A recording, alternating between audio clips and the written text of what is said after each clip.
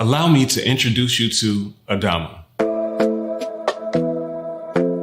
Atlanta is the Black Mecca. We know this already. We are home to people of African descent and the epicenter of arts and culture. But where can you go to experience Black art and culture, illuminating the depth and breadth of the African Diaspora? Launched in March 2020 as a museum without walls, ADAMA quickly emerged as a space that is already engaged in communities around the world. The best part about being a founding member of ADAMA is knowing that I'm part of making history. By contributing to ADAMA, you're joining a global community of dreamers and builders, bringing forth a world-class museum that highlights the Black global experience. And it's all happening here. Right here. Right here. Right here, right now. Right here in Atlanta, Georgia. Join us. Give. And get involved. ADAMA.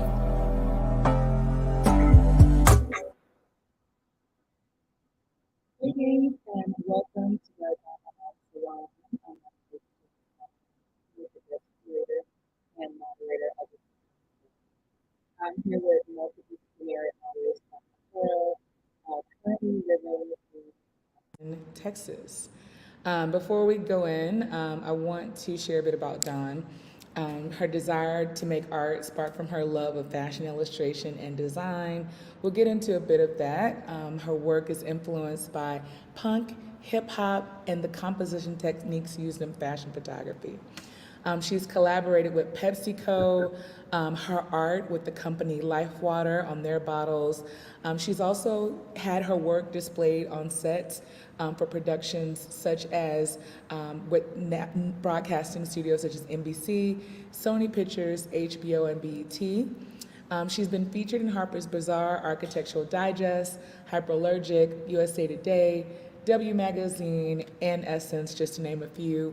Okoro's work was recently exhibited at Christie's New York, and she made her UK debut with her solo exhibition, Mad Explosive Spontaneity, at Maddox Gallery. Hey, Dawn, good to see you. Hello. It's been a while, in person at least.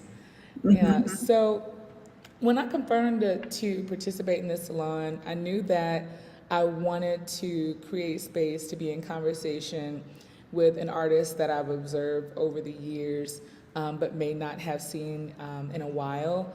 And so you were one of the first people, who came to mind. I mean, the 2020 art salons were really, as I mentioned, they were really inspirational. I watched nearly every one, whether it was with myself or with my pod. I felt like it was a really great place to stay informed, to stay connected. I'm pretty sure it brought as much joy to people's lives as it did mine. And that time was really a great part of every creative's journey. I mean, truly humanity as a whole, but a lot of creatives' journey. And, since we're here talking about journeys, I think the best way to start this conversation is to really give people a bit of insight into yours, because you've had a pretty unique one, yourself. So, why don't we start there? Yes. So for me, the journey to being an artist has been definitely been a roller coaster, and definitely, just maybe not the traditional experience. But I always knew that I wanted to be an artist,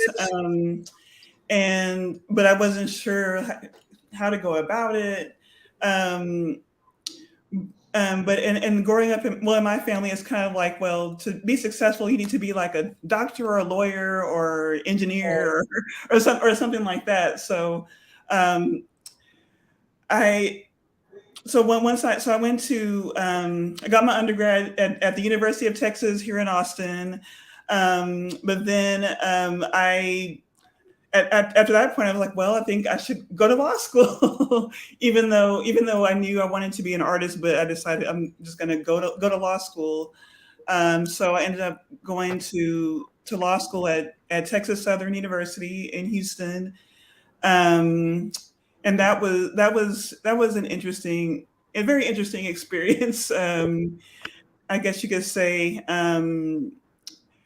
I feel like whenever I would do my studying, then I would afterwards I would come home and just like paint, on weekends paint, but I should probably be studying more, just painting. And that was, really a release for me down in Houston. And then, when you're in law school, you have to go do an internship at a law firm during the summer. So one summer I came to do an internship at a law firm here in Austin. And then when they found out that I'm an artist and they were hiring me to do like portraits of like, the partners' kids and this and that. And I was making like extra money, like doing, these portraits like during my internship. But when it comes to law, I think the most interesting thing I found was like dealing with contracts and stuff. But ultimately, like just law just wasn't for me. But your parents were really like staunch in that being your, like, that was the path, right? Like they thought, I think you mentioned once, like they thought it was like a really cool hobby, but they were like, you need to be a doctor or a lawyer. Yeah. Kind of like traditional, you know what I mean? So when did you know it was time to like bet on you? Like no matter what was going on, like when did you decide, okay, I'm jumping. This is me. Honestly, that I've hit that moment a couple times. But the first time I hit that moment was graduating from law school, and I was like, I really don't want to do this. And so at that moment, I felt like, well, I don't really have much to lose, so I'm just gonna. I always wanted to live in New York, so I'm just gonna pack up everything and just move to New York. And so that's what I did. I just moved there and was just kind of doing my thing as an artist. Showing my work, getting to meet other artists that I looked up to, and it was awesome. But I moved to New York probably during one of the worst times, like during like a major recession, and so it was kind of more of a struggle financially than it might have been during another time, and things like that. So I ended up moving back to Texas for various reasons, and then at that point I just needed some stability. So I just got into journalism. I became a journalist, and that was like my bread and butter. But I was feeling, I don't know, I had doubts, and so at some point I was like, okay, I'm just gonna stop doing art. Like this affliction I have, I want it to just go away, and I'm just gonna work my 9 to 5, as a journalist. And I could not imagine you doing that. Like what I've known of you now, I could not imagine you giving up art for the rest of, like how? I couldn't imagine. That's what I thought I was gonna do, because I felt like I just didn't want to deal with the hustle of just being, just being an artist. So I tried that, and of course it's kind of hard to. I want to like to shut all art out of my life, but that's impossible.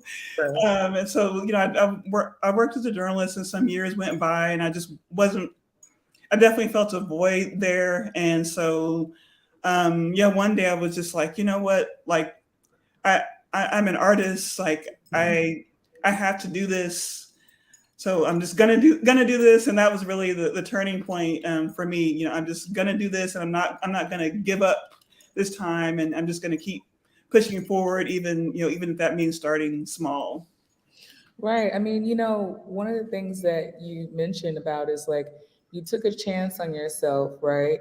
And then, after all of this, and I'm sure there's a longer, deeper, stories and conversations and families when you're making those types of transitions. But you did bet on yourself, and you moved to New York, and because of timing and other things, it didn't necessarily, as you imagined, worked out.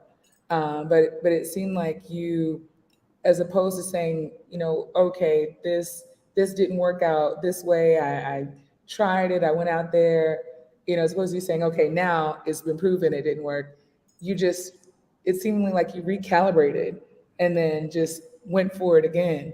Mm-hmm. So, thinking about that, I feel like that's something that many artists have gone through. What did you do, or like what was kind of the process of keeping yourself in the game after that initially didn't turn out as planned?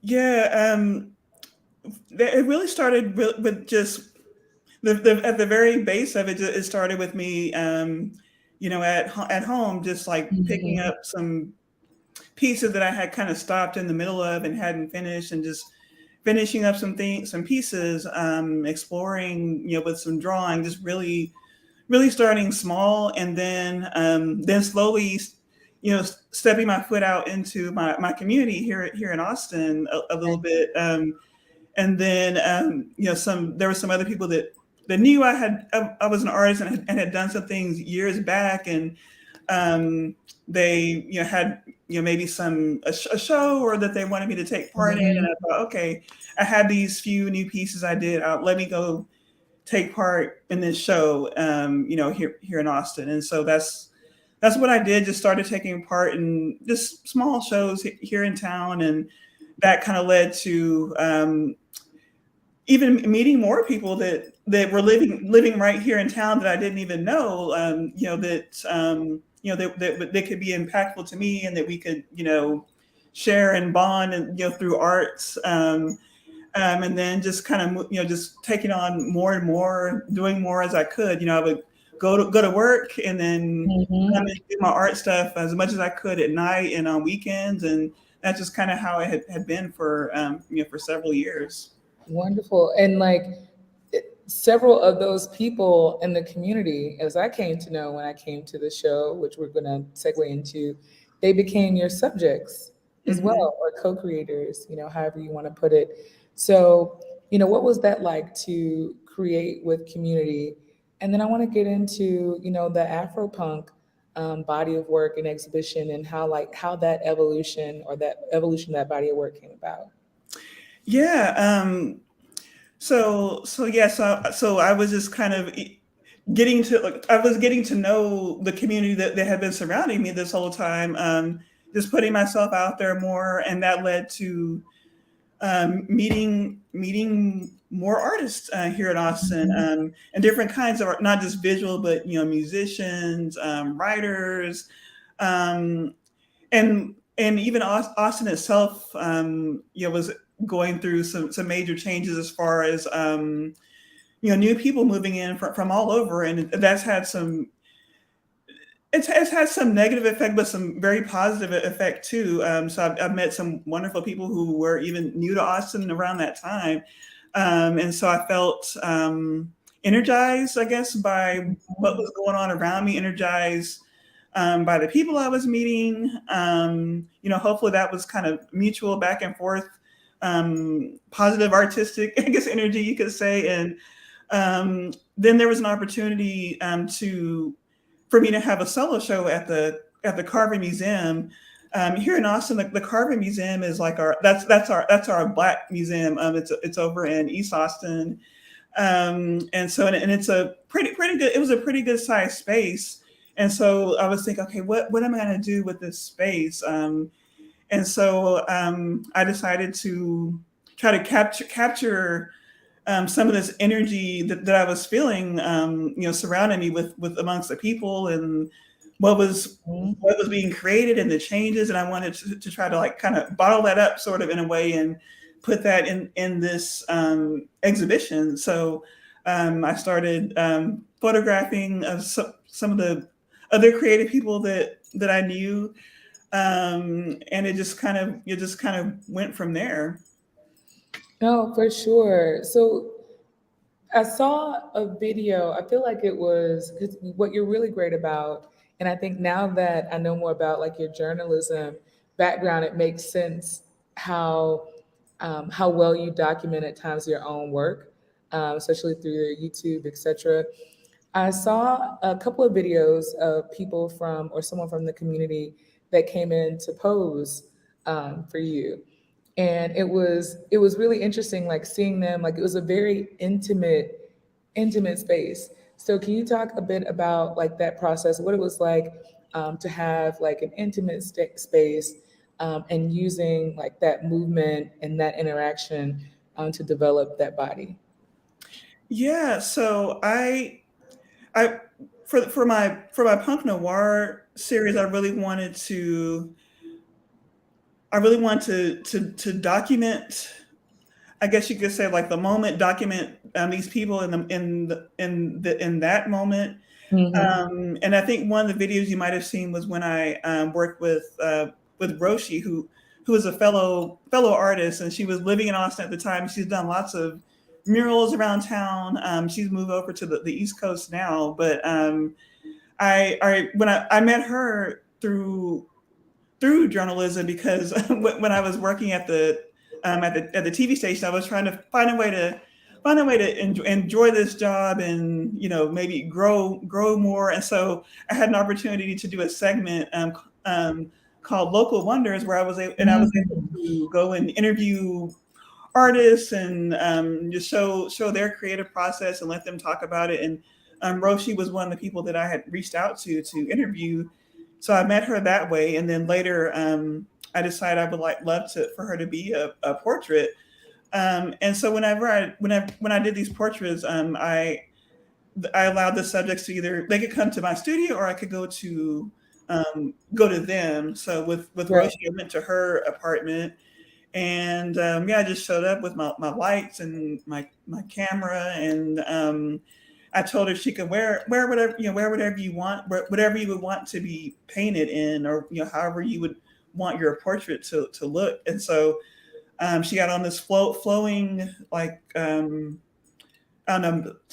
dress, like sundress with patterns all over it, very colorful, and and I started taking photos of her, and she, at one point she said, I'm actually, pretty flexible. So if you want to do some more advanced poses. And so, like she was able to go all the way back and do like I will never forget that image. It was like, because for a moment until I saw the video, I was like, did she actually do that?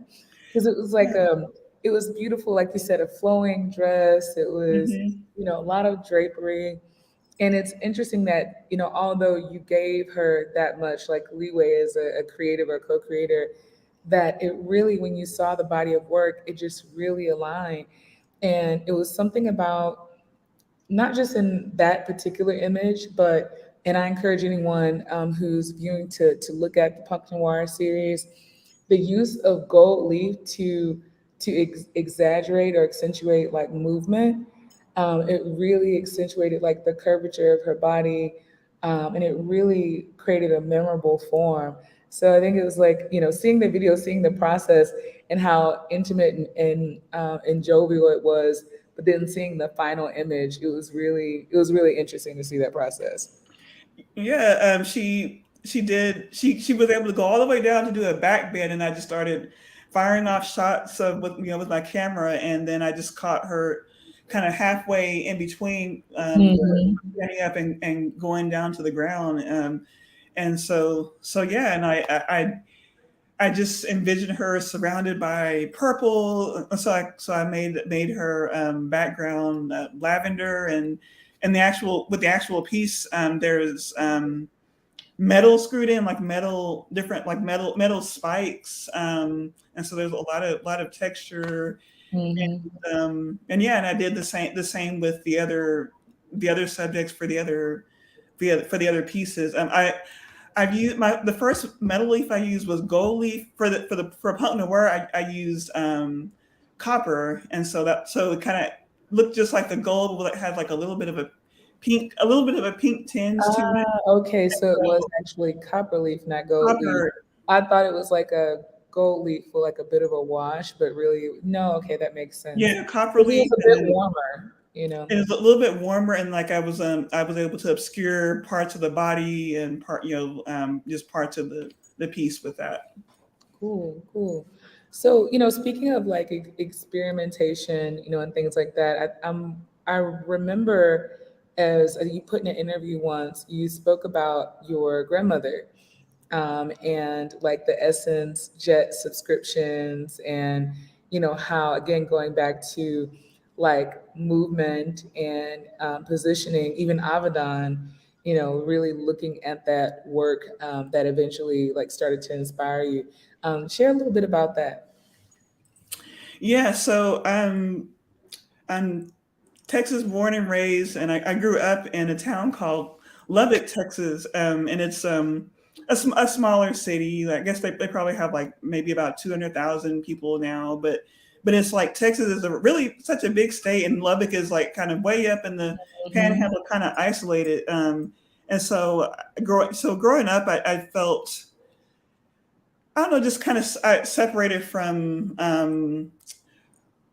more things to see, I guess you could say, not traveling a lot as a kid or anything. And so for me, like magazines were sort of my window to the world. So I remember just like on Sundays, like we would visit, my grandma, like after church, and she would have like, the Ebony and Jet subscriptions and things like that. And I Same. remember just flipping through the Ebony magazine, and like I remember every month they would have like, I guess maybe like a couple of pages dedicated to like fashion and Black designers and Black models. And I remember just looking at these photos, and they were, on the runways, New York and Paris, and that just seemed like a life so far away from what I knew. And I was just really intrigued by these the clothing and the designers and things like that. And then eventually I was looking at more fashion magazines, and I don't know, I was always curious about the poses and the composition, and that's really a lot of my initial inspiration came from seeing fashion photography and just being a consumer of that. It never ceases to amaze me how often, I speak to, artists, particularly artists of the diaspora, and every once in a while, Ebony Jet will come up, that medium. And even in my life, like I remember, I have a modest collection of old jets, but I remember like the weddings, Yeah. the beauties, the Hmm. fashion fair. And, of course, this is like pre-internet. My grandmother had, I feel like, she had a lifetime subscription or something. Like there was never a time I wish I'd been more diligent in holding on to them. There was never a time where she didn't have Ebony, Jet, and Soap Opera Digest. And so, looking at those images is you see it. I remember there are many other artists, but there was also so much history and important like key documentation that was happening in that work. But to pair that with, which of course Chicago also, interestingly enough, to pair that with the work of Abadan, whose work I love truly, primarily because of just like the movement and there's so much space around Hmm. the subjects. I've always found that work to be intriguing. So yeah, thank you for sharing that. So what do you see as far as like, this particular body of work, where would you like to take it from here? Do you feel like the story for now is complete, or is there more coming that you're working on with this particular series?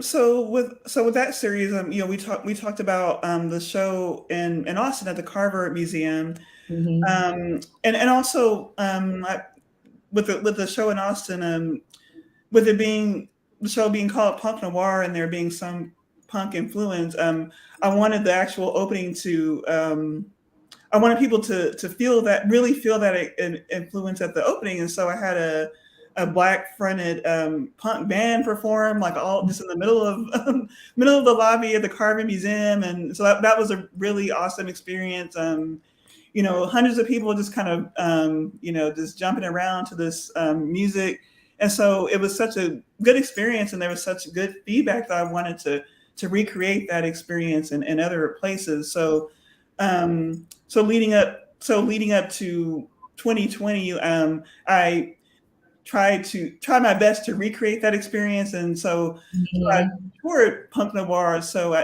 there was a version in San Antonio. With the San Antonio version, I wasn't able to get a band, but the paintings were there, and I also brought the show up to Dallas at the South Dallas Cultural Center.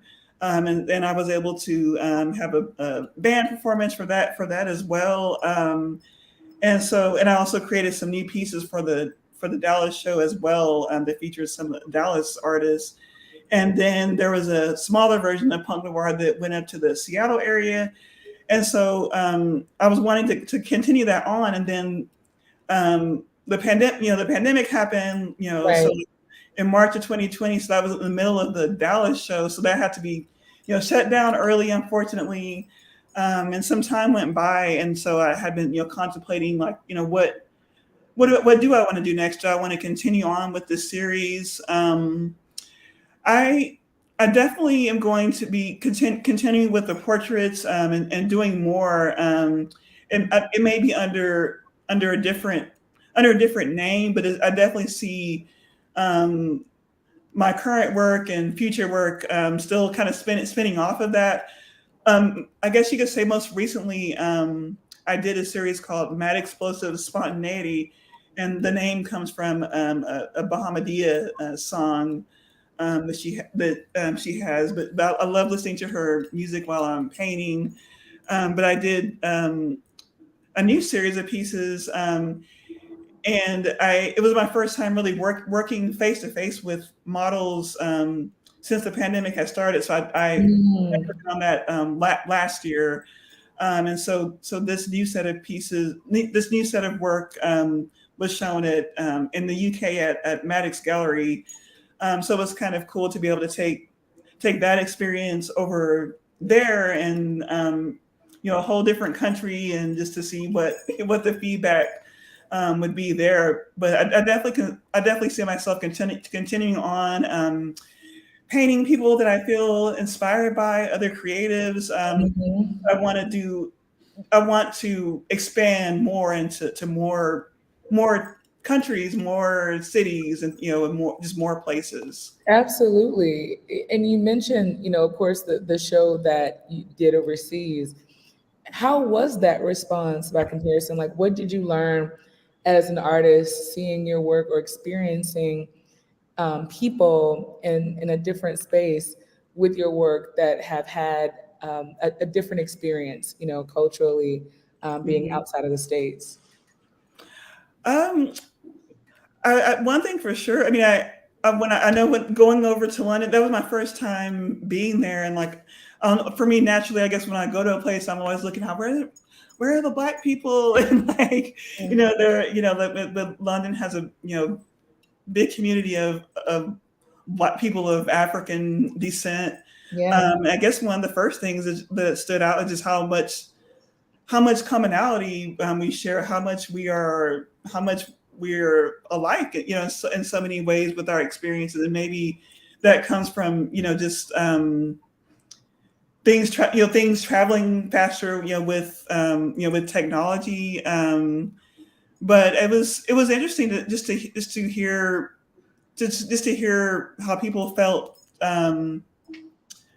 They felt moved by the movement in the work. So that's always something good. I want people to feel something. I want people to maybe, I guess, feel a glimpse of the moment that I was trying to create in the work. Right. But it was just awesome to see people that came out and were interested in seeing the work and learning more and engaging with it. No, for sure. I mean, and in that learning makes me think again, going back to experimentation. You had, was it at Maddox, the Kool-Aid portraits? I feel like it was another series. That was through Copeland Del Rio, and they're in Seattle. So I did that series with them, and the series was called Stir It, like when you stir the Kool-Aid. Yes. No, we got to talk about that because there's so many questions one could naturally have if they've ever encountered actual Kool-Aid packets. It dyes everything. Mm-hmm. But I am very interested in how what brought you to the idea of turning it into an actual medium, and adding it to your work. It actually turned out really interesting.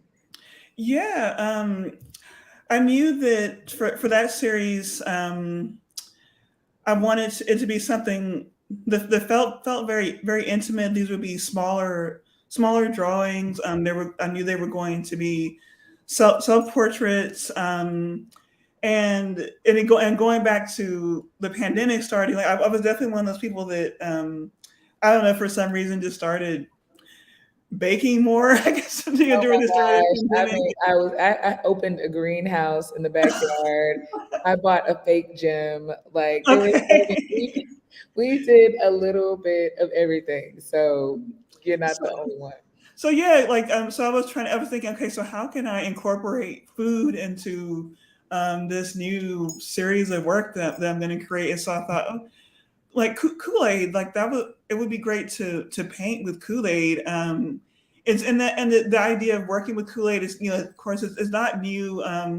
The artist David Hammond, he did some work maybe about 15 years ago, Kool-Aid on paper, and it was through his work I could see like some of like what could be done with Kool-Aid as a medium.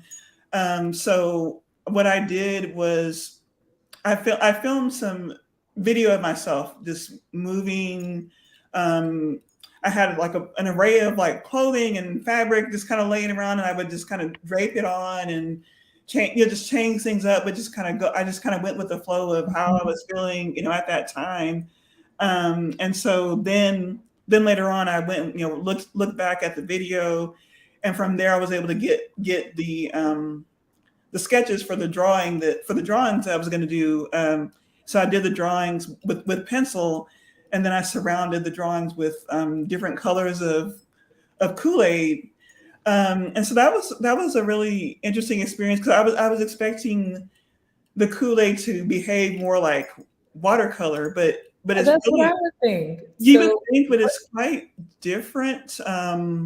It's quite different. It's and maybe because it's maybe because it's meant to be diluted and made to drink, but it was really interesting because it just like how if I put a lot of water, of course it would be like a thinner, but then if I didn't put as much water, you could kind of see some of the grimy texture of the Kool-Aid and the okay. crystals that are in there, and I mixed different types of flavors together. And for a while, this whole studio was smelling like Kool-Aid for a while.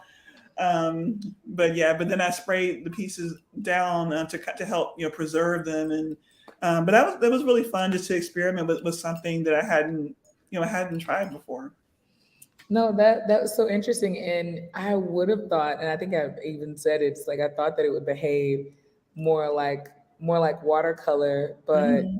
yeah, the more water you add, the lighter the color becomes. So Mhm. all the different tones that you created. I mean, talk about test and learn. I mean, Yeah. it's a different kind of patience. Have you had any other moments since then that you started to think about different materials or experimenting? I know that you add embellishments sometimes to your work. What are you experimenting with right now, if anything? Yeah, different materials. That's definitely it right there. I've been painting on like your traditional stretch, like square or rectangular canvas, this whole time. But I've been really hungry to experiment with different materials or really see the canvas or the paper in a new way. And so that's something that I'm working on right now. Just experimenting with new materials. So you'll be able to definitely see that in my new work in the coming year. Oh, great. No, I'm always excited, for those sneak peeks. So that makes me think a lot about now about like partnerships and licensing. Over the past couple of years, you've been visible in a number of different spaces, like your partnership with Life Water, having your work in different TV shows and different productions. Tell me a bit about, or share with everyone a bit more about those journeys, how they fit into your plans as an artist. But yeah, it's a different way of working. So I'd love to hear more about it. Yeah, and it goes back to the Punk Noir series that we were talking about. The show came and went, and it was well received by the people that saw it. But I was thinking it would have been amazing to be able to have this experience be stretched more in a far-reaching way. But I was kind of able to do that just through the work from that series being featured on different things. The first time that happened was in 2019. The work was on a show on BET called the First Wives Club, and so several pieces from the series were in a scene on that show. So I was like, oh, that's cool. That Punk Noir are there on BET. And then a couple years later, PepsiCo reached out to me about a program they have with their water, I guess, drink. Yeah. And they feature different artists' work on their labels. And so they had reached out to me about that, and I thought, okay, that would be interesting. It would be a way for people to, not everyone can collect the painting, and of course there are prints, but this is another way to enjoy the art. And so I thought, that would be cool. So that was, the process was pretty smooth. They wanted to use an existing piece, and so we worked together to figure out, what would work best. And so in that case, that was the Roshi painting that we were talking about. And so, yeah, and then that came out. And then recently some works from Punk Noir were on Law and Order. They were on several episodes of And I thought Law that and was Order. so interesting. Like Punk Noir, Law and Order, like immediately I didn't see it, but then, well, of course, I love the work, but then seeing it, I was like, this is so great. I love seeing this work show up, that has this very specific focus, but in these, it's Law and Order. We have a very specific idea of what that show is and what you're going to see, and it's usually not something as bold, as your work. So it was inspiring to see it there. Yeah, I learned that I can't remember his last name, but I believe his first name is Eric. The showrunner for that particular for those episodes, it was for Law and Order Organized Crime. He said that normally for things like that, they would have maybe like their production people just make up some paintings to put in the scene. But he wanted to actually to use real Black artists, because this was for a Black gallery. Now it was a dirty Black gallery that there were drugs and guns. That's a whole different thing. It wasn't real. Yeah, but he wanted to use real artists, and so that's how that happened. And they dropped my name in one episode. I was like, what? But that was pretty cool to see it on just a regular TV show that's that's been on for years. So. Yeah, forever it feels. No, that's great. These partnerships, they can teach you a lot about your work, as well as, teaching the world. It's a different way of, working. What would you say about, say to your college self, right now, thinking about, Don, who was, in law school, at the time, thinking about making that leap, like from your experience thus far, what would you share with yourself, at this point, and, others that may be in that kind of like liminal or limbo space, thinking of making the leap? I would say, and it sounds so cliche, but I would tell myself, Dawn, follow your passion, is going to be okay. I think for me, I was just afraid of it not being okay. I guess I just didn't know. I didn't know what was going to happen. Like, we talked about, like, my family be like, well, art, that sounds like a good hobby, and I got that because growing up in Lubbock, I didn't know anyone who was really doing art as a full-on career, except you heard of like the famous artists like Picasso and Monet and stuff, but it's like, what does that have to do with me? And so I just didn't know what was possible, and I wish I did. I wish I could have been shown that, I don't know, maybe things, I don't know how they would have been different, but yeah, I just wish I had that faith to just jump into it, sooner and just commit to that.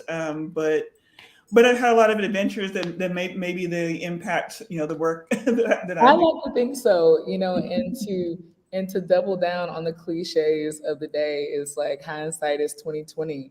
It's like Mhm. you don't know until you know. Sometimes it is difficult to see, you know, where things are going. Like we don't know.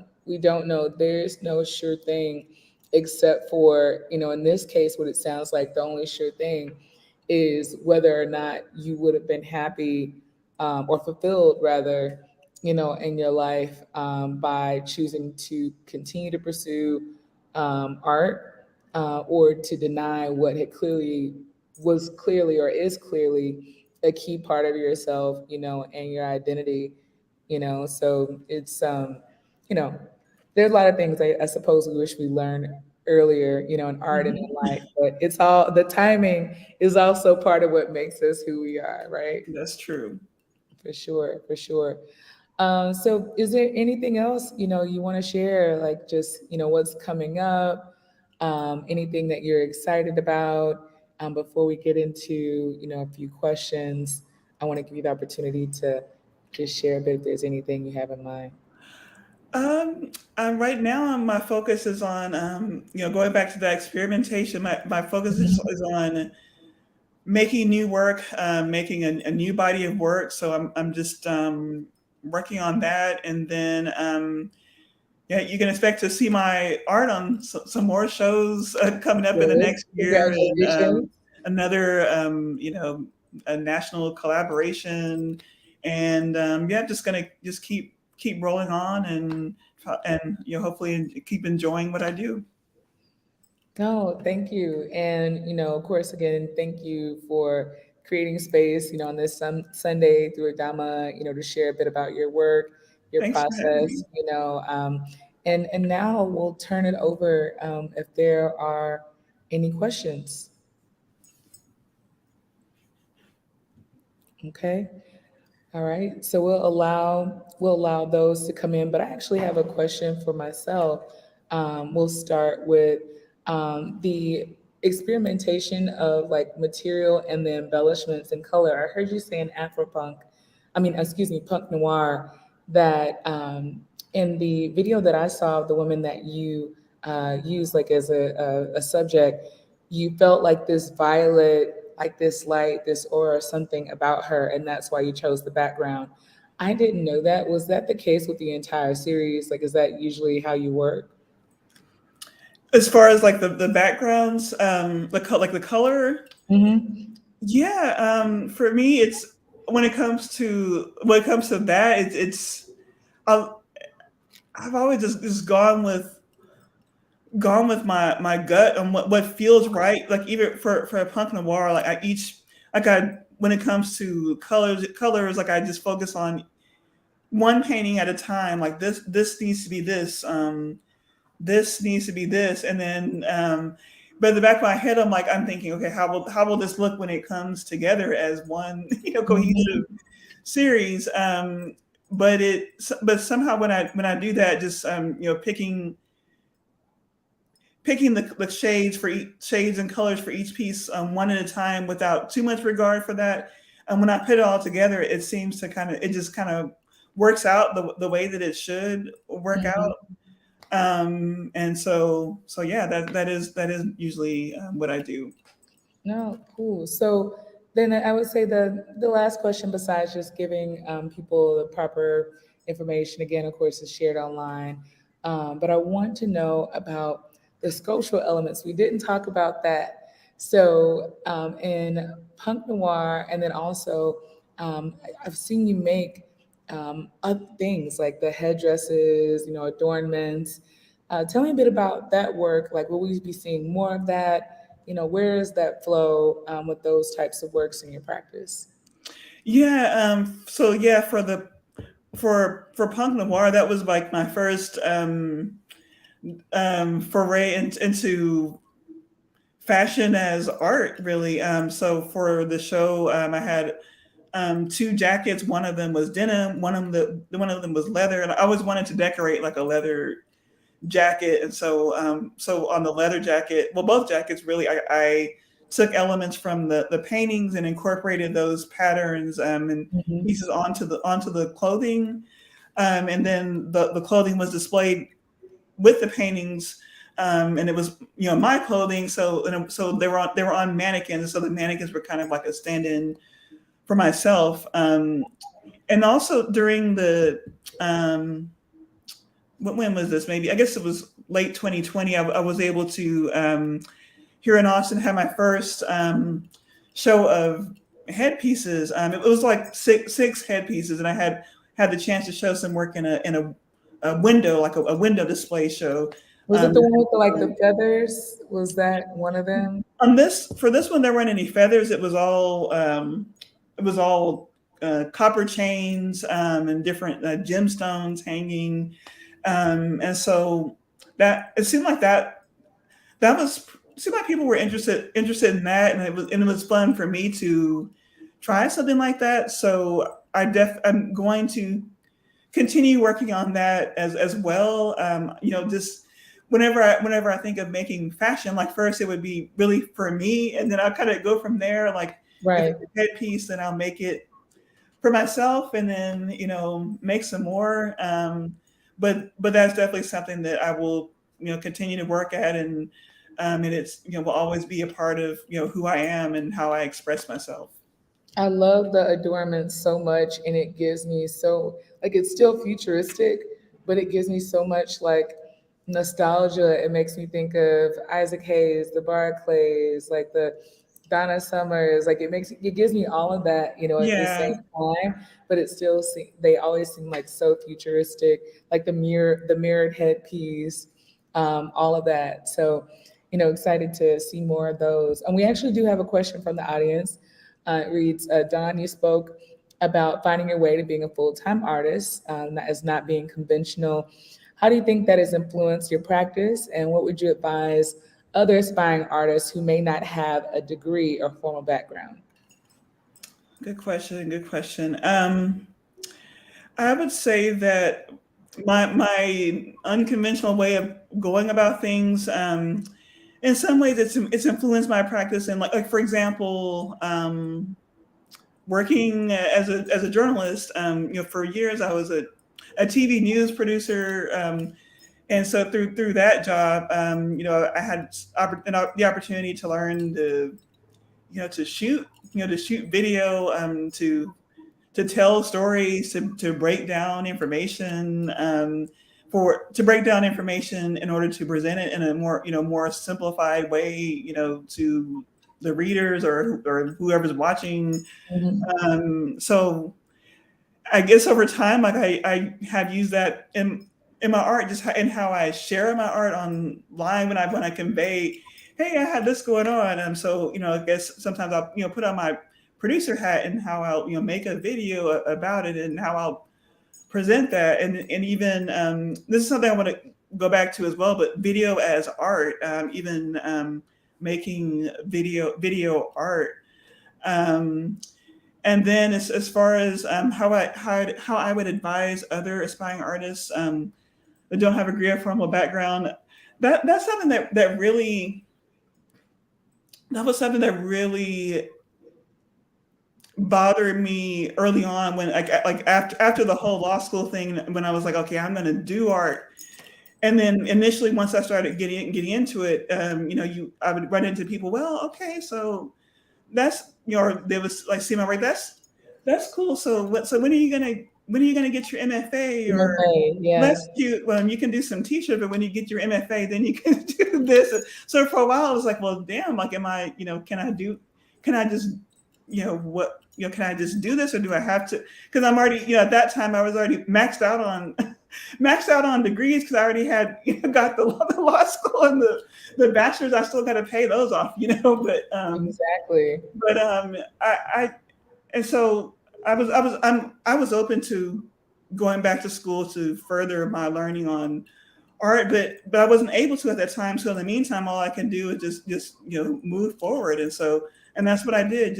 I just started doing it. Just started working, and to the point where, I feel I'm always open to learning, but I feel like I don't need an MFA to continue my practice and doing what I'm doing. Mhm.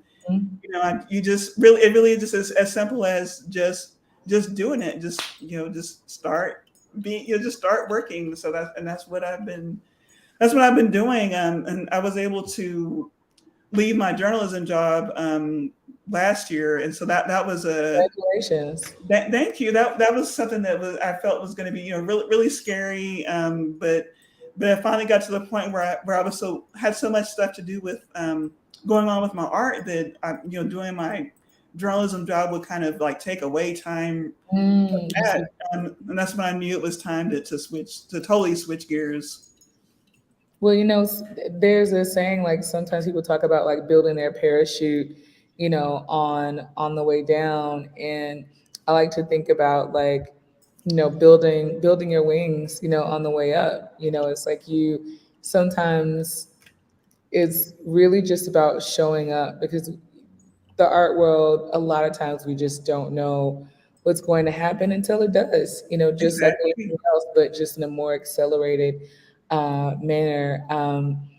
Well, if there aren't any additional questions, you know, I just want to say again, thank you, Don, for your time. You know, again, your work is very thoughtful, it's bold, it's honest, and I really look forward to see what you have coming up in this upcoming year and in the future. And if there's not anything else, why don't you share with people where they can see you online or anything else you want to share?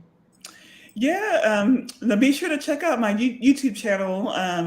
Yeah, just under Don Okoro, but I have, you know, I vlog my experience as an artist there, and then I'm on Instagram just under my name at Don Okoro, Twitter, TikTok, The TikTok, quick Don fakes, Okoro, all the quick books. You know. all of them. So yeah, be sure to check it out.